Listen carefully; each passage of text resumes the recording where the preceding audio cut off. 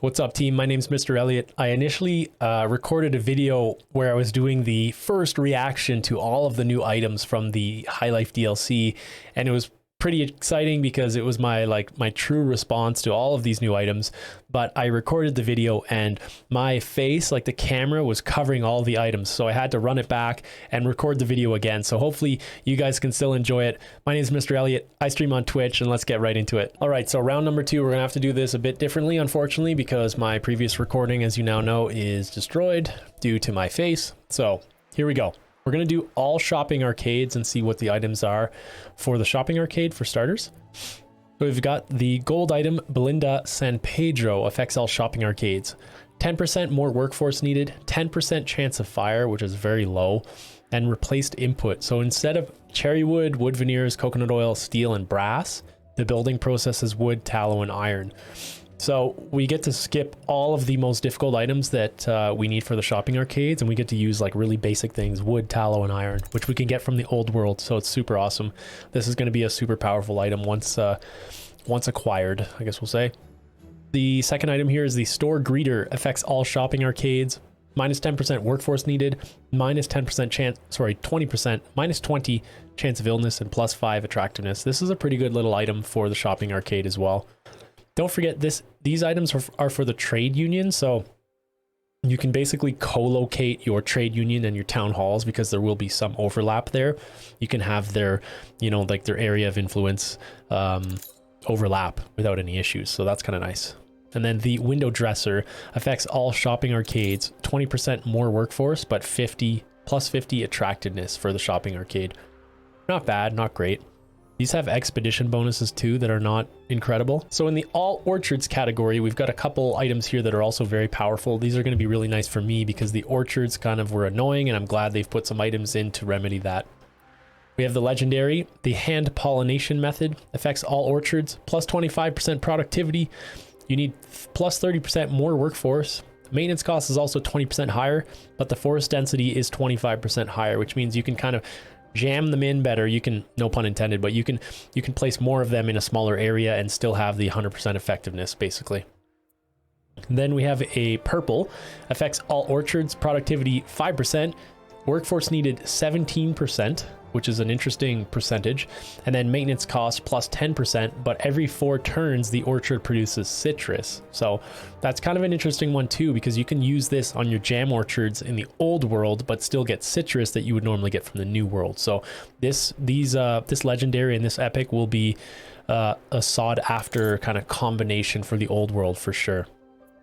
And then the next item we have here, 15% productivity, 8% more workforce, maintenance cost plus 10, attractiveness plus 15, forest density plus 20. This is actually a really good item considering it's a blue. So don't sleep on this one.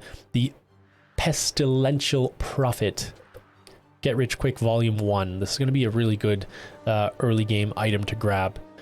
And then this other one here, optimized pruning, productivity 15% higher, workforce plus 20% needed, and maintenance cost 30%, forest density plus 15. Another really good item. If you can grab this early game, this will pay dividends for sure. So the next items we have are the ones that affect the hotels for the tourists. This is new as well. This is nothing that we had with the tourism DLC. So these items have come with the High Life expansion to pair with the tourists. So from best to worst, we have Mr. Bertram, Hotel Manager, affects hotel, chance of fire minus 10%, chance of illness minus 10%, bonus residence plus 20 per hotel, so not very high, but not bad. And then residences gain bonus residence from tourist mooring, bread, variety theater, restaurant, jam, cafe, shampoo, and bar. So not a bad item. I don't know if it should be a legendary, but it's not bad. And then we have Madame Blanc.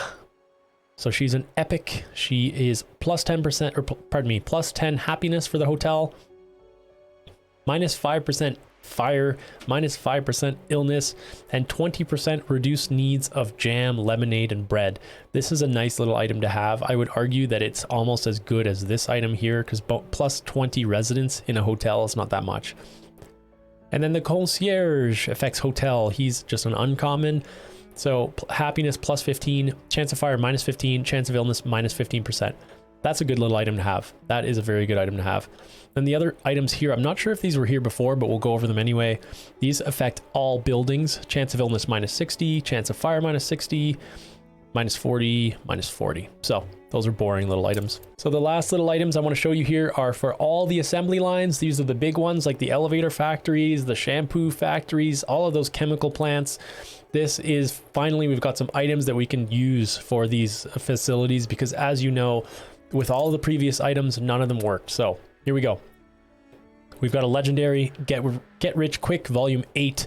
Affects all assembly lines and all artisan workshops. Productivity +55%. Maintenance cost -15%. That's massive. This is going to be a very good item if someone comes across it. This one here is very interesting. This is probably the most interesting item from the entire DLC, I will say, or from the entire update. We've got affects all assembly lines. Productivity +80%. Workforce needed -80%. Maintenance cost is +130%, so it's going to be more expensive in dollars to run the facility.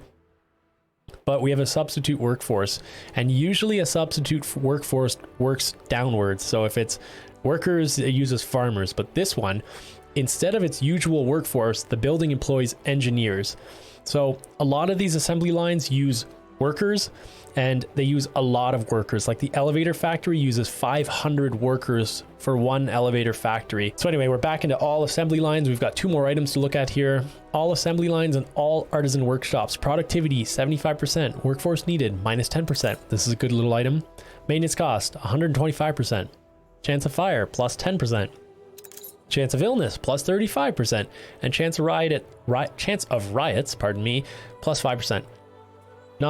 It kind of was pretty at the beginning and kind of ugly at the end, so you guys can use this. I probably will not be using this item. Affects all assembly lines. This one's called Night Moves. Productivity 120%. Workforce 100%. Or more. Workforce needed 100 +100%, so I will probably never use this item. Maintenance cost +100%. Chance of fire +25%. Chance of illness +35%. Chance of riots +10%. Attractiveness -35%. So this one's called Get Rich Quick Volume 6 Night Moves. So it's kind of like, oh, they're working 24 hours a day. So probably not an incredible item to own, to be honest. But yeah, I'm definitely excited to be using these on my main save. This is my secondary save where, well, this used to be my main save, but I have the scholars here, so I was able to basically research everything that we needed. And of course, you guys know that I had a video of my, like, kind of my first reaction to this, but of course my face was covering all of the items, so you guys couldn't see it, so we ran it back. All right, guys, so that's the end of the video. Let me know what you guys think might be the new best in slot items for some of this stuff. I will be trying to find these items on my current save tonight on stream and tomorrow on stream as well. I hope to catch you guys there. If not, at least give me a like and subscribe on YouTube. It helps me out very much. Until next time, guys, much love. Bye for now.